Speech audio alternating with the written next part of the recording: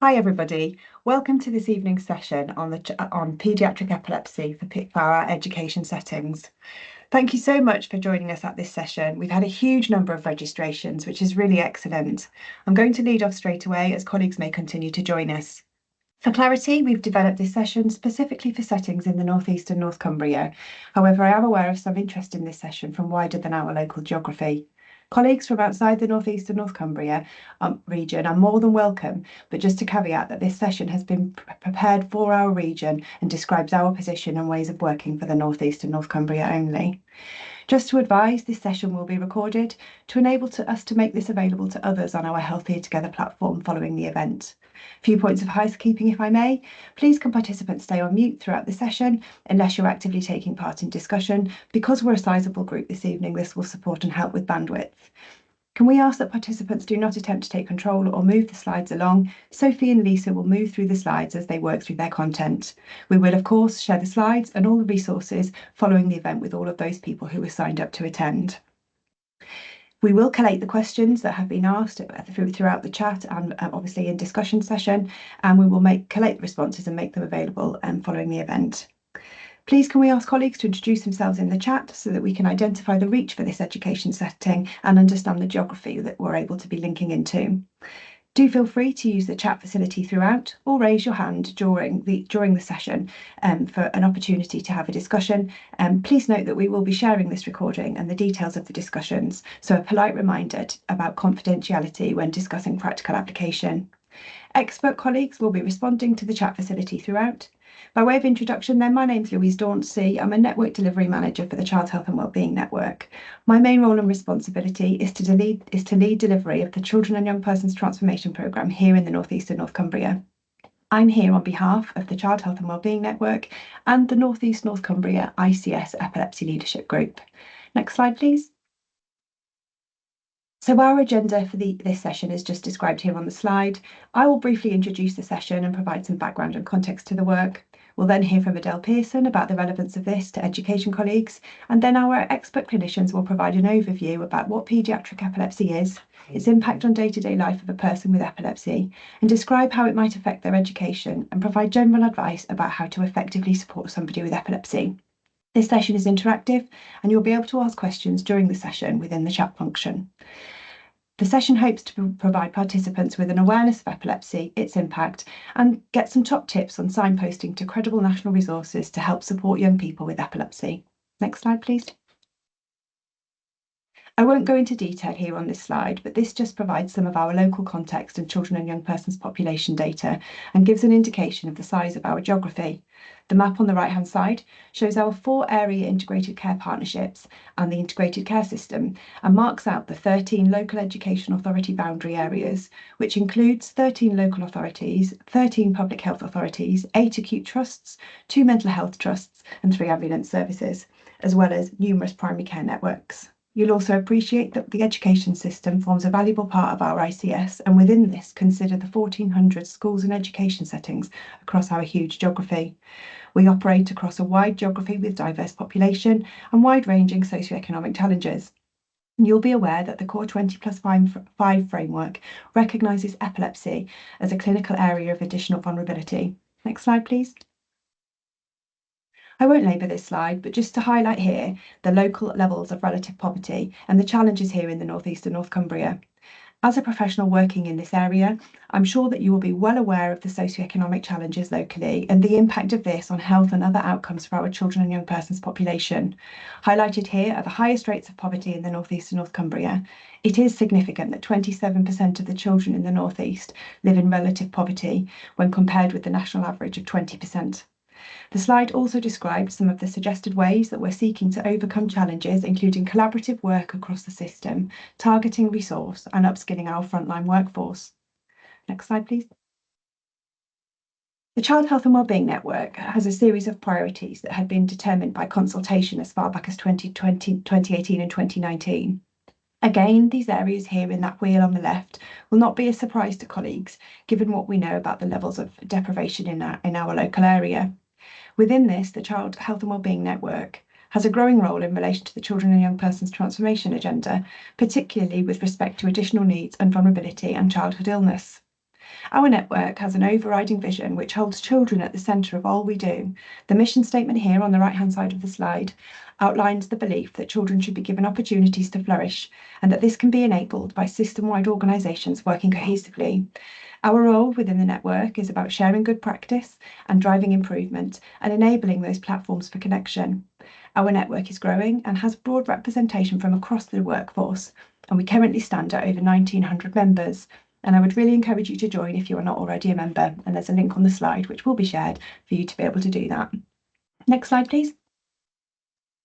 So you can see here an outline of the various strands of work for the Child Health and Wellbeing Network. Youth Voice is an integral part of our role, and as such, all of our activities focused around young people and families. This work includes a group of young advisors and a young executive who are influential in our governance processes. We have an inequalities focus, and we work closely with the ICB Healthy and Fairer colleagues, and we hold the ring on the Children and Young Persons Core 20+5 framework. We've developed a local framework which is designed to be relevant to multiple and cross-sector approaches. And there's a link here for you to be able to access more information about that and download some supporting resources. Comms and engagements. We provide an ongoing offer of communication, engagement and training, and we have a weekly newsletter which provides and promotes some of these opportunities.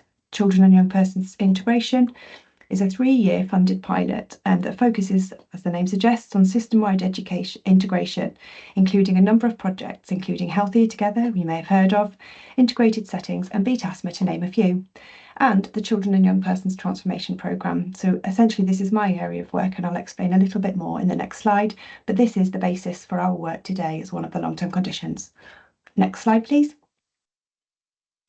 So the Children and Young Persons Transformation Programme has 3 main aims in relation to the integration of services, improving the quality of care, outcomes and experience for children and families, and the more ready and active involvement of young people in service design and improvement.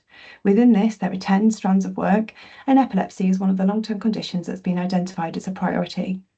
The Children and Young Persons Transformation Programme describes a whole system approach in relation to improvement for paediatric epilepsy care, and through the work of the North East North Cumbria Epilepsy Leadership Group, we're developing a platform with regional leadership and support to oversee the implementation of the long-term plan. The vision for the network is that we can facilitate partnerships and collaborative work between system partners to improve care and outcomes for children and their families. Next slide, please.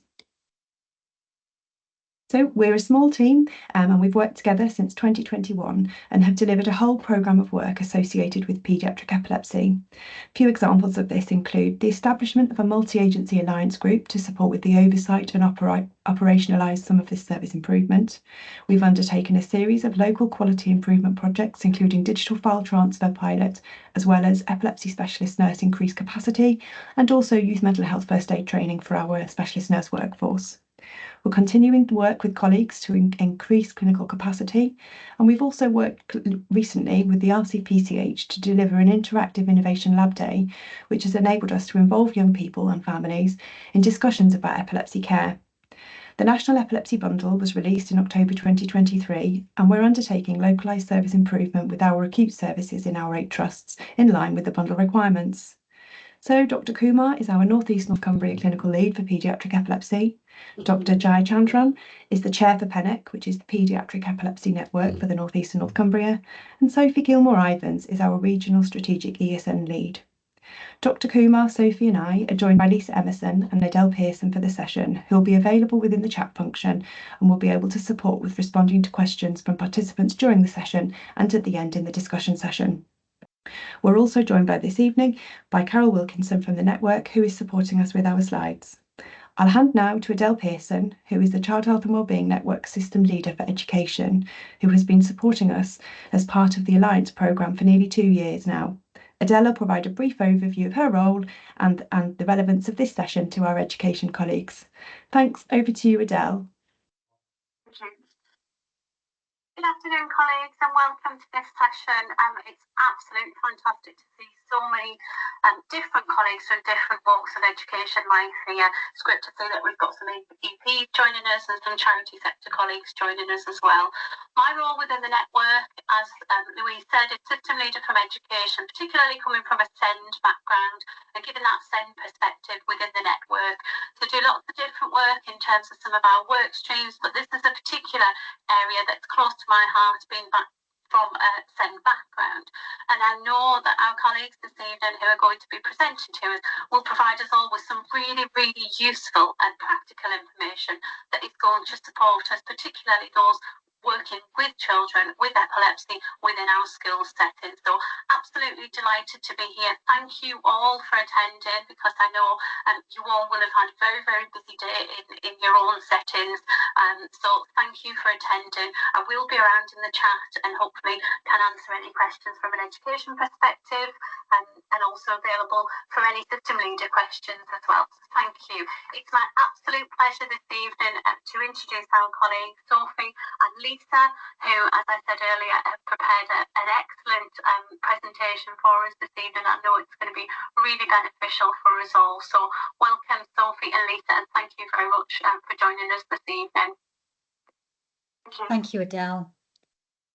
My name's Sophie Gilmore-Ivans. I am one of the paediatric epilepsy specialist nurses at Cumbria Healthcare, and at the moment I'm also seconded into role as the specialist nurse strategic lead. Next slide, please. I'm going to start with a question. What is epilepsy? So it's a tendency to have recurrent epileptic seizures more than 24 hours apart. It's a variable condition that affects different people in different ways. If we look at the UK population as a whole, approximately 1 in 100 people has epilepsy. And when we think about children and young people, approximately 1 in 200 children and young people who are of school age have epilepsy.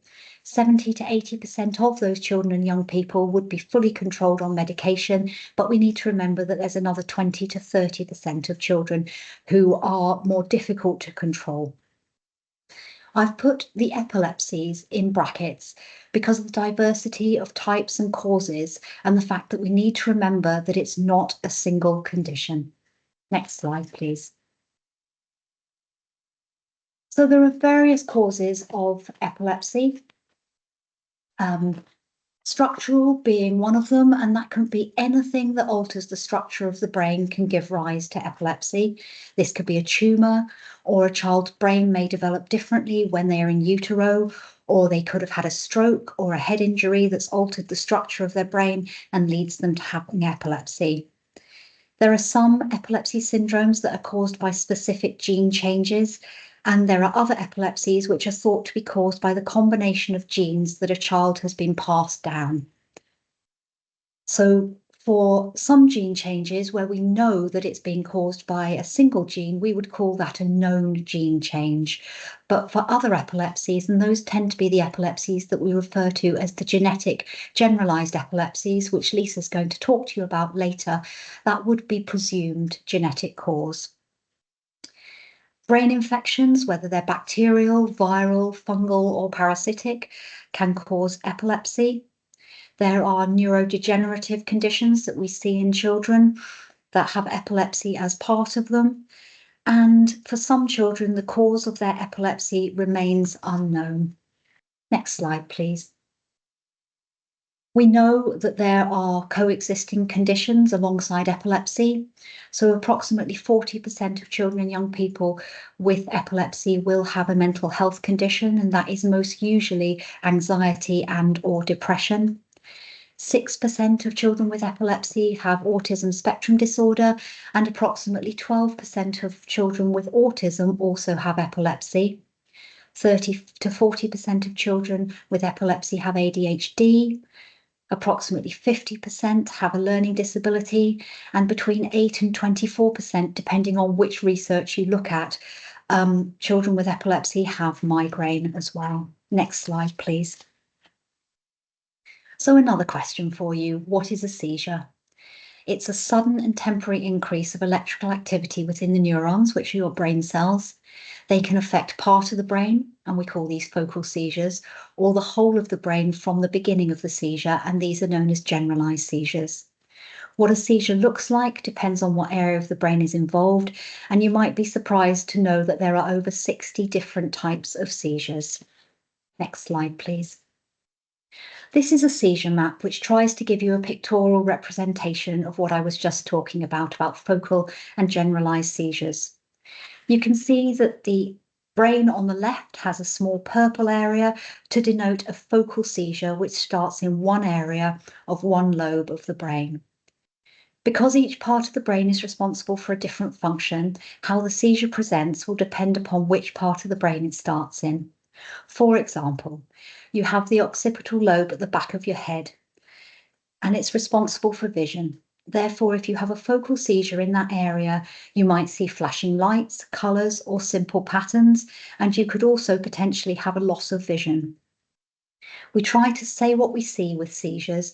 Therefore, focal seizures are either described as focal aware seizures, where there's no change in the person's awareness, or focal impaired awareness seizures, where, as the name suggests, there's a change in the person's level of awareness.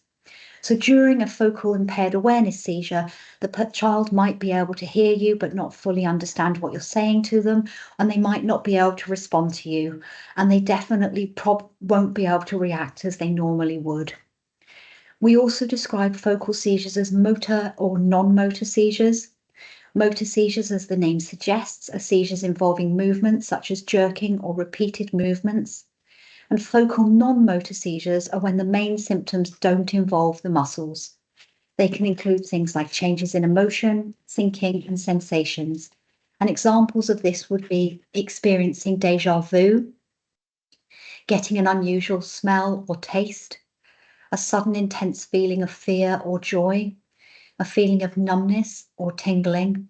And as I've said before, what happens will depend upon which area of which lobe of the brain the seizure has started in. Underneath the focal seizures, you can see focal to bilateral tonic-clonic seizure. This is when a seizure starts in one area of the brain and the electrical activity spreads to the rest of the brain, or the majority of the rest of the brain, and the child or young person goes from having a focal seizure into a tonic-clonic seizure, tonic meaning stiffness and clonic meaning jerking, which is the type of seizure that most people think of when they think about an epileptic seizure.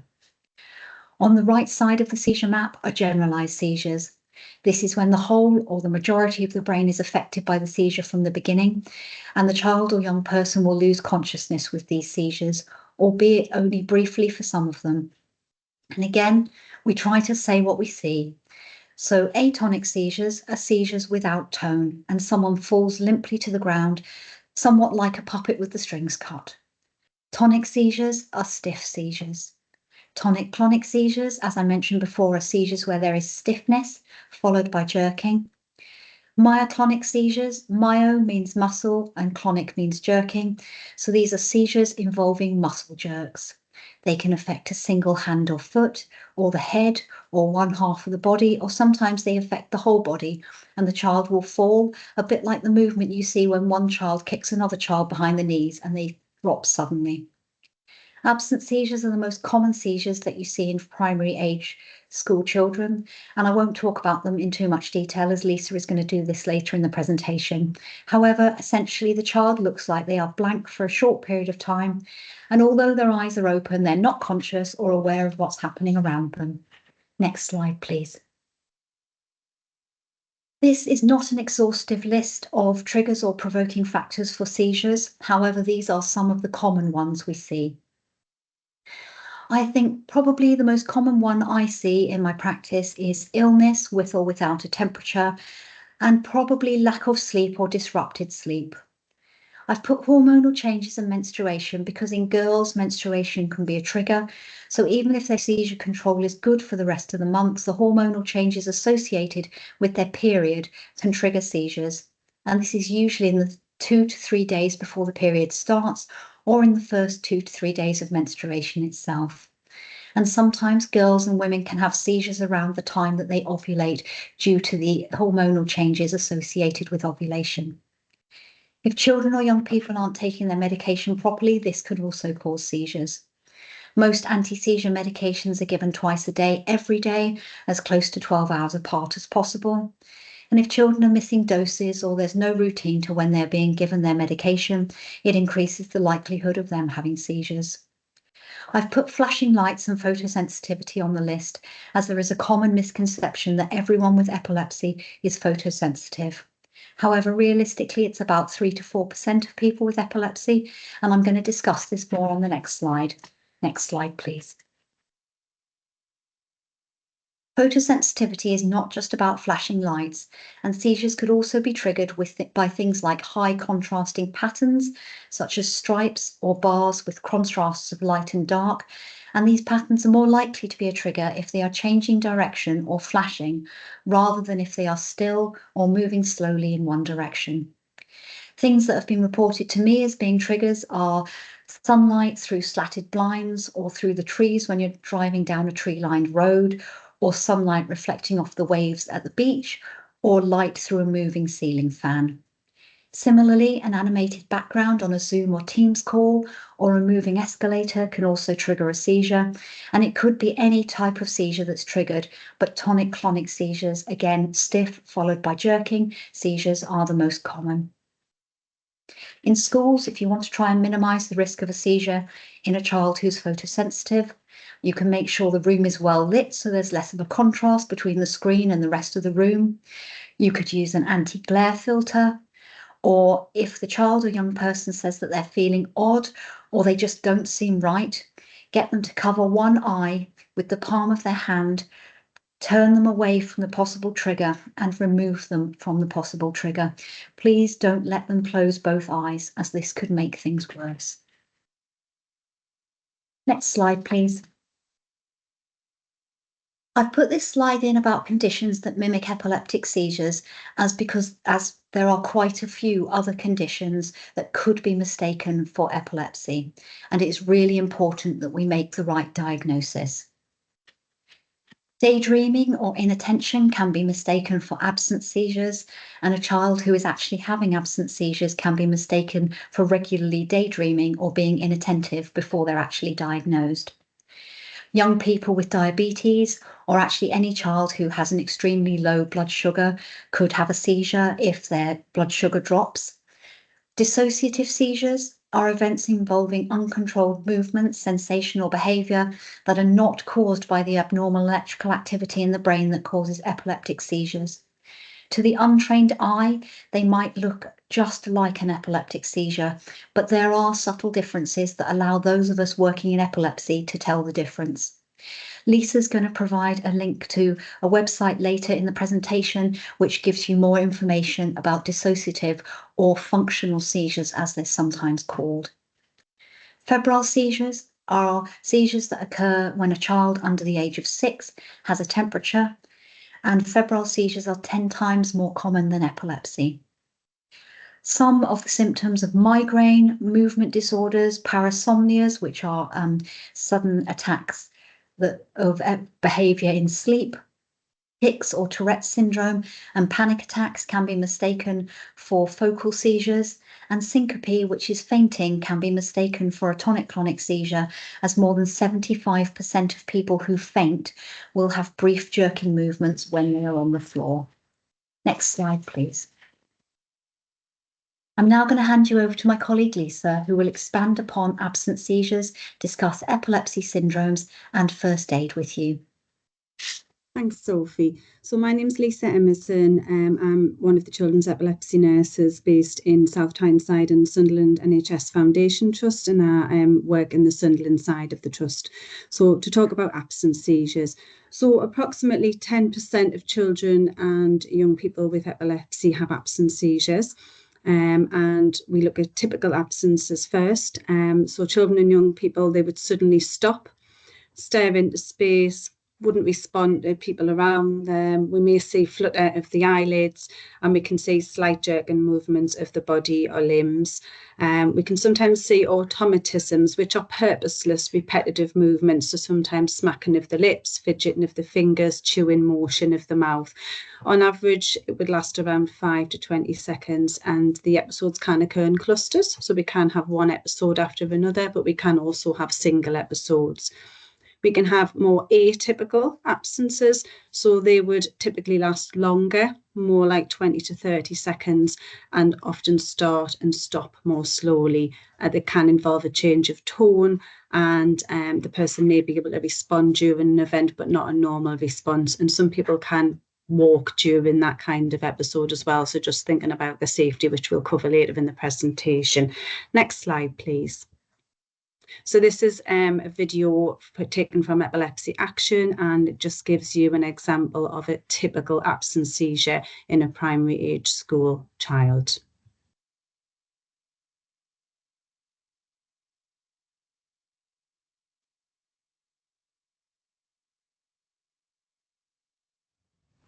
Teddy bear, turn around. Teddy bear, touch the ground. Teddy bear, show your shoe. Teddy bear, that will do. Next. It's me next. No, it isn't. Yeah, it is. It's in the alphabet. Next is B for Beth. Me. No, it's oldest and I'm the second oldest after Adele. Isn't that right, Adele? My birthday's after yours. Yeah? Am I not next? No, you, Miss Shaw said you were chasing Jack Garrett. With the rope, Ted.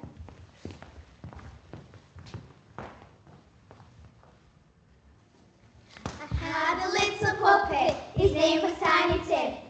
But you're out, my turn. I still was not out, it wasn't me. It was Katie. What? It was you. You stopped the rope. Sorry, I didn't mean to. Right, I'm still in. I had a little puppy, his name was Tiny Tim. Katie, why do you keep stopping the rope? Come on then, Katie, give me the rope. It's so not fair. Are you okay, Katie? Do you keep stopping the rope when it's my turn? It's okay, Sally. Are you okay, Katie? I'm fine, sir. Okay, carry on, girls. Right, can we start again then?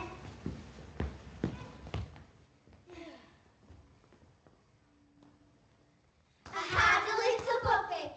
So just thinking about what you've seen in that video, nobody really noticed that episode was happening before the girl became involved in the skip and rope activity, but you did have two small absence seizures, one after the other. So when we talked about clusters, and then once she became involved in the skip and rope activity, our friends were saying, why are you stopping the rope? She just blanked out. You've seen a very subtle eyelid flutter, very easily missed, as I'm sure you could appreciate in a busy class environment if the activity hadn't been ongoing.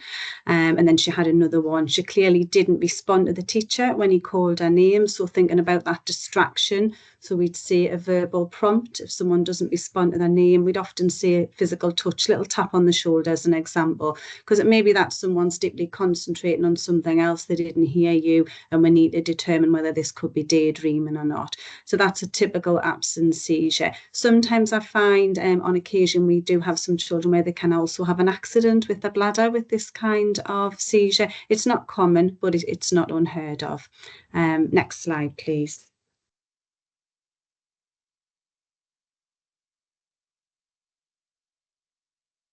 So we're going to just look in the context of epilepsy syndrome. So typically what you've just seen in the last video, often referred to as CAE, childhood absence epilepsy. So we typically see this in around 1 in 5 primary age school children would have this kind of epilepsy. So would start around the age of 4 to 10 years, and we can have typical or atypical absences.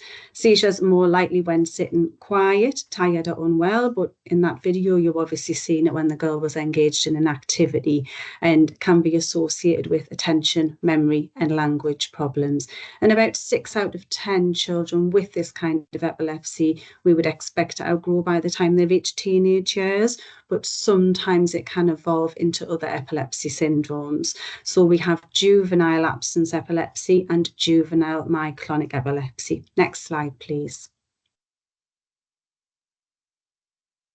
So juvenile absence epilepsy would typically be around 2 to 3 out of every 100 children and young people with epilepsy would have this particular type. Would usually start around the age of 9 to 13, but it could start later. And the absences are often less frequent, but the seizures last longer, often up to around 30 seconds. And about 1 in 5 children and young people with this may have what we call status epilepticus in absence, where the seizures last more than 30 minutes. 9 out of 10 will go on to have generalized tonic-clonic seizures, and this is where we can often differentiate if a child's of an age where it's unclear if it's childhood or juvenile absence. It may be difficult to tell at that point, but if they go on to develop generalized tonic-clonic seizures, then we would give a diagnosis of juvenile absence, because we don't see tonic-clonic seizures in childhood absence epilepsy. Some of these children and young people are photosensitive. Around 1 in every 10 to 20 may be photosensitive, and around 8 to 10 would be seizure-free on medication. But as you can see from the final point there, this is a lifelong diagnosis, so very different in terms of the childhood. This will go on into the young person's adult life. Next slide, please. Juvenile myoclonic epilepsy. So around 1 out of 10 people with epilepsy will have this particular type. Usually starts again in the teenage years, but it can be younger or older. About 1/3 of children and young people will also have a family member with epilepsy. And the particular seizure types we would see would be myoclonic, that muscle jerk, absence, generalized tonic-clonic. The person may have, a combination, 1 or 2 or all 3 of those seizure types. And again, about 9 out of 10 of children and young people with this kind of epilepsy will have generalized tonic-clonic seizures. 1/3 have absences and 1/3 photosensitive. And again, it's a lifelong diagnosis, but seizures may get better as people actually get older. And all 3 of these epilepsies are likely to be genetic. Next slide, please. So this one I've just wanted to talk about because it's something that you'd commonly see in primary age school pupils, and it's changed its name several times over the years. So it's currently called self-limited epilepsy with centrotemporal spikes, selects, as you can see in brackets. Previously known as benign Rolandic epilepsy, and then it was known as SECTS, which was childhood epilepsy with centrotemporal spikes. So it's changed the terminology over the years. About 1/5 of young people, children and young people, will have this diagnosis of selects. Again, starts typically in primary age, 4 to 10, and it would be focal seizures is how we find these present. So typical tingling, fizzy buzzing feeling, often in one side of the mouth, difficulty speaking. Parents will often say to me, I thought they were having a stroke, they couldn't get their words out. So quite scary for parents to see that. And we'd see twitching or stiffness to one side of the mouth or face, and often drooling. This focal seizure can become a bilateral tonic-clonic seizure, meaning that the activity spreads from focal to the rest of the brain, and the person goes on to have a tonic-clonic seizure. And sometimes parents find the child in the tonic-clonic seizure and they haven't seen the beginning. So therefore, initially it's thought to be that, but then as time evolves and the history is taken, we find out that it's this kind of epilepsy. Nearly all children and young people would grow out of this by their 16th birthday. Some of the children don't ever need to go on regular medication, depending on the frequency of episodes, but some people will need to. And around 2 in 100 people will develop epilepsy as an adult. Next slide, please. So we're going to look at some focal seizures now. So this is actually a focal seizure with impaired awareness. So I'll let you watch the video first.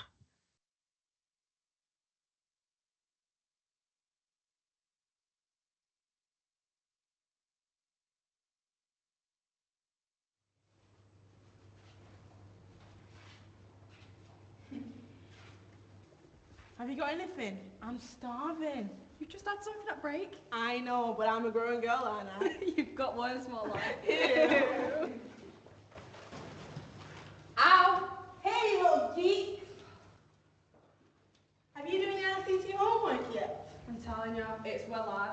Started doing it last night, and then I started texting Edda, and I can't believe that. He's going to be late yet again.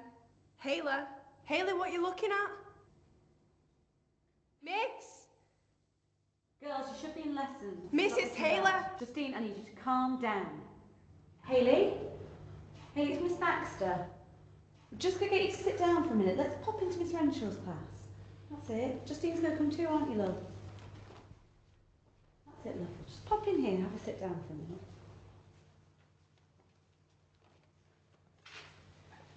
Should we be alright, Miss? Yeah, don't worry, Justine. You alright, Hayley? Just have one of your seizures. No, are you going to be alright, or do you want me to call your mum? I'll be alright. Okay. Well, you take a couple of minutes here, and then we'll go on through to class. You look after her. I'm just going to let Mr. Phillips know you're going to be late. So thinking about that was a focal seizure with impaired awareness. So the girl Hayley there with the jacket on and the braids in her hair was walking down the corridor, and then she suddenly stopped in her tracks. Our friend asked what she was looking at. So if you remember, Sophie mentioned about some people can maybe visually see something. So might have a visual hallucination or an auditory one. Maybe she could see something our friend clearly couldn't. And she grabbed onto her friend. I think she had quite a scared look on her face. Maybe she was having a scared emotion. And then you've seen her repeatedly plucking at the front of her jacket. And that's one of the automatisms, the purposeless movement that we mentioned.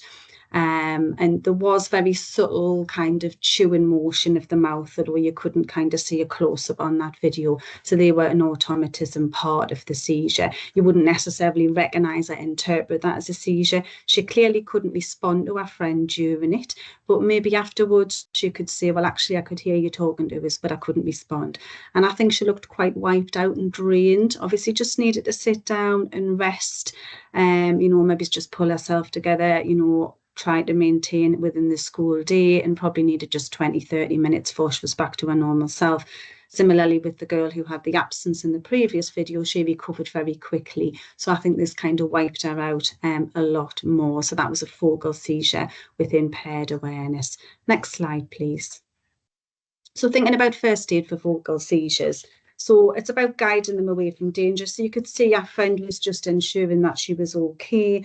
Obviously, they were walking down a corridor, but just think about the environment in which that might happen. So safety around roads, stairs, open water, for example. Just being calm and reassuring, because you don't know what that person's experiencing, if that's a scary experience for them, and what they can actually hear or understand.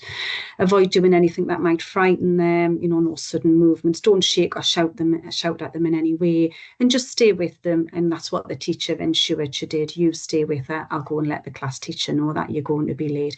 And just reorientate and explain anything that they may have missed. If the child and young person is conscious, they don't need to be replaced in the recovery position. So you're seeing they just let her sit down, until she pulled herself together. Next slide, please.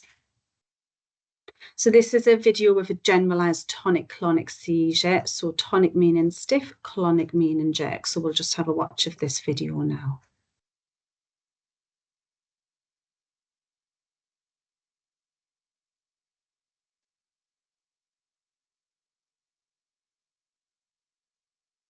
Right, girls, we're going to have to do that again from the top. It's just not good enough.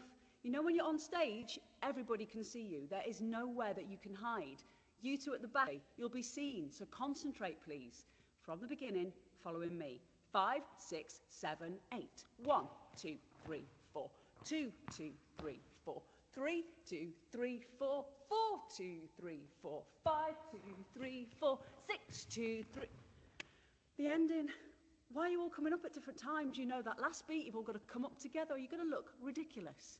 Try it one more time. I'll face this way, see if that helps. Following me. 5, 6, 7, 8. 1, 2, 3, 4. 2, 2, 3, 4. 3, 2, 3, 4. 4, 2, 3, 4. 5. Why is she shaking like that? What's she doing? You just move back a little bit, please. She's still shaking. Right, Sarah, can you go and get Mr. Bosworth for me? Joanne, can I have your jumper? All of you, can you just go and wait in the corner for me over there?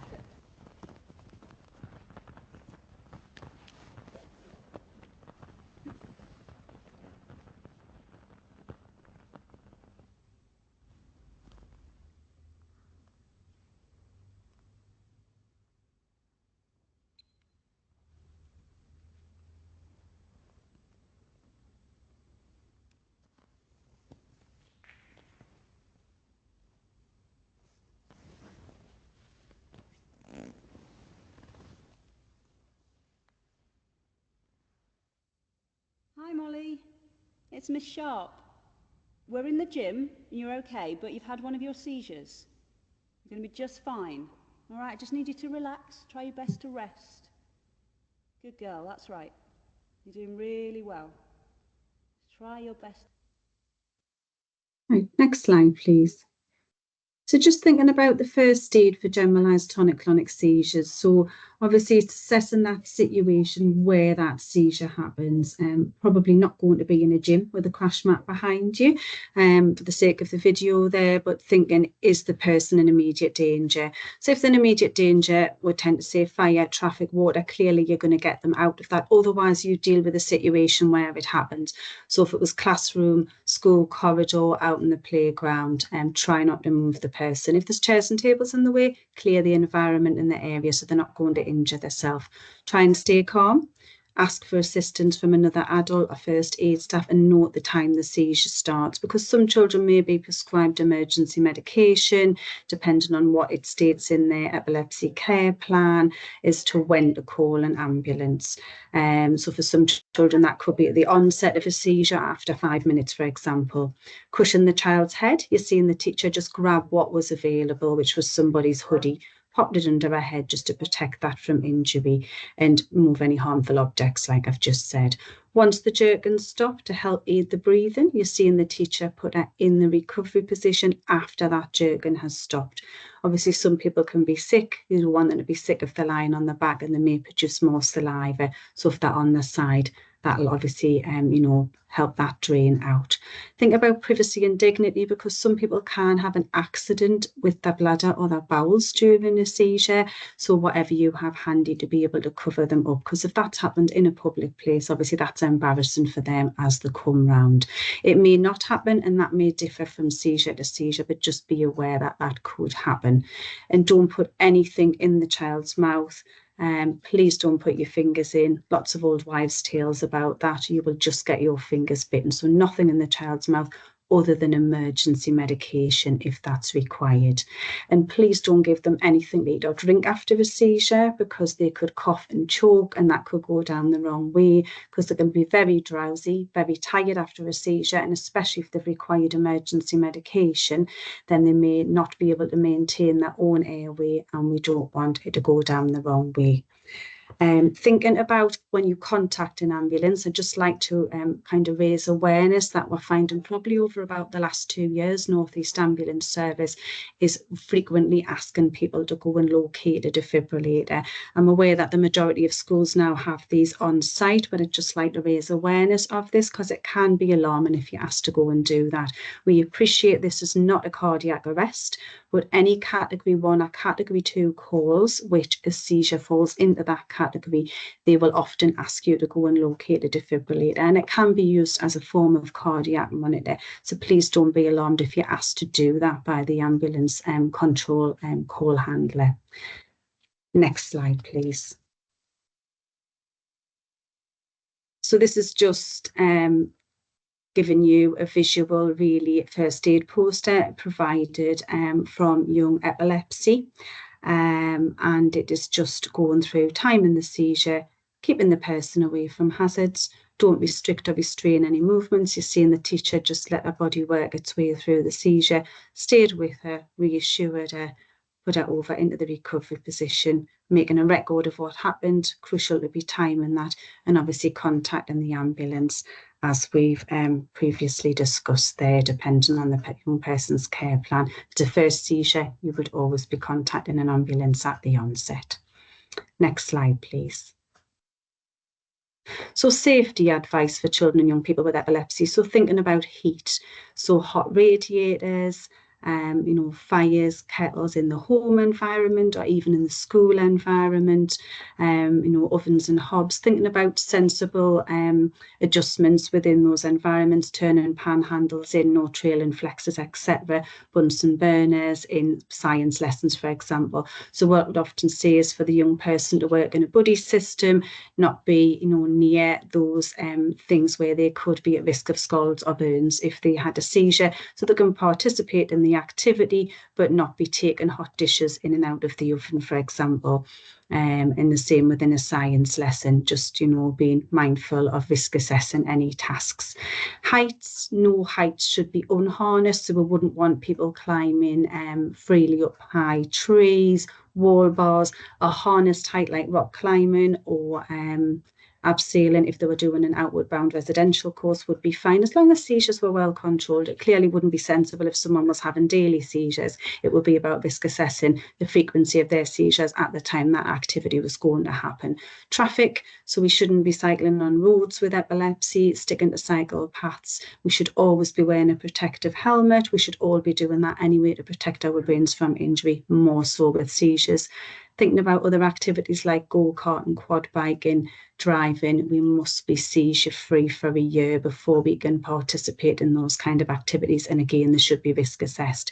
Showers are obviously safer than baths, because if you have a seizure, water will run down the plug hole, but you're not going to slip under the water and drown. So just again, thinking about the person's safety. Swimming, so we'd say no swimming or water sports in open water until seizure-free for 1 year. Pool swimming, appropriate supervision. So thinking from a school perspective, we know in mainstream school, you know, we don't have one-to-one in terms of for that young child, but we need one-to-one supervision around swimming. So if there was 30 children in the class, we want one set of eyes on the child with epilepsy, so you can alert the lifeguard or the swimming coach that a seizure's happened. If it was a seizure like an absence, for example, you would just safely guide them out of the water. If it was a tonic-clonic seizure, then what we'd say is maintain the head above water until you can get help to safely get them out. What you don't want to do is go down and under with the young person. Next slide, please. So thinking about the impact of epilepsy on children and young people, so attendance, so time off for appointments, you know, thinking about attending clinic appointments, days off after seizures, and everyone's individual. They may recover very quickly, but they may need time off. And also medication side effects, you know, could impact on education and learning and just participating socially. Behaviour, so epilepsy itself or medication, you know, can sometimes have an impact on behaviour in terms of hyperactivity, aggression or challenging behaviour. Learning, children and young people may have problems with memory, attention, concentration or processing of information. And mental health, so approximately 40% of children and young people have a coexisting mental health disorder. And just kind of to make people aware, we're all aware that there's very long waiting lists for CAMHS and SIPs, but we have been in the area, the Child Health and Wellbeing Network have been doing a mapping exercise through Children North East earlier this year, and that's a voluntary community and social enterprise, and it's looked at there's about 60 organisations in the region that are delivering low-level mental health, resilience and wellbeing type grassroots services for children and young people. And there will be a spreadsheet produced from the Child Health and Wellbeing Network, which can be filtered locally out to the paediatric epilepsy teams as a starting point while children are maybe on waiting lists for SIPs and CAMHS. Sleep, so we know seizures and medication can disrupt sleep, or not getting enough sleep can be a trigger for seizures or make children and young people sleepy. And just the general stigma around epilepsy, misunderstanding of the condition and the potential of bullying within the school environment. Next slide, please. So the impact of children and young people. So this is a tool that is kind of provided by Young Epilepsy, and you can see the link there, and it's called the Epilepsy Able tool, which is an assessment of behaviour and learning in epilepsy, and it's a screening tool that looks at the effects on epilepsy in pupils in education, performance and achievement, but it enables both teachers and parents to work together to identify areas of cognition and behaviour that may be impacting on learning. So just a useful link for you there. Next slide, please. What can you do? So epilepsy education, training like we've provided today, online training through your local epilepsy specialist nurse. And there's some, again, some links of what's available. So we have basic epilepsy for schools on epilepsy action, and then our advanced sessions as well, and also training courses on young epilepsy, recording seizures. So that's really helpful for us. We do appreciate within a school environment that can be quite difficult, but it's really, really helpful when when they come to clinic, so we can see a seizure, and actually a very good written account in a seizure diary, so we know what's happening between home and school. Reasonable adjustments for safety, which we've already discussed around risk assessments, etc. And just remembering coexisting conditions that person might have, you know, autism or ADHD alongside their epilepsy, for example. Next slide, please. This is just a list of the paediatric epilepsy specialist nurses in the region and their contact numbers. So it's all of the areas that are covered within the North East and Cumbria region. Next slide, please. And this is just some resources. So Epilepsy Action, Epilepsy Society, the FND Action is the one that Sophie mentioned earlier. So this is the functional neurological disorder. So the functional seizures or dissociative seizures that we can sometimes see, which is not an epileptic seizure, but that's a really good resource just to kind of signpost people to that. Healthier Together, Medicines for Children and Young Epilepsy. So there's lots of resources out there that would help in gathering further information that you may require access to. Next slide, please. And thank you, everyone. So if there's any questions at all, more than happy to take them. Thank you for attending today. Great. Thank you, Lisa. That was excellent. And Sophie, thank you for the presentations. So I can see there within the chat function that there's been lots and lots of great discussion, lots of conversations about how to manage anxiety in young people and their parents, also discussions about contacting the ambulance and you know, recording the different times of seizure, and also looking particularly around access to training for schools from the epilepsy specialist nurses. So what we'll do is we'll collect all of those questions and answers up into a document that we will provide as a kind of supporting resource for this presentation.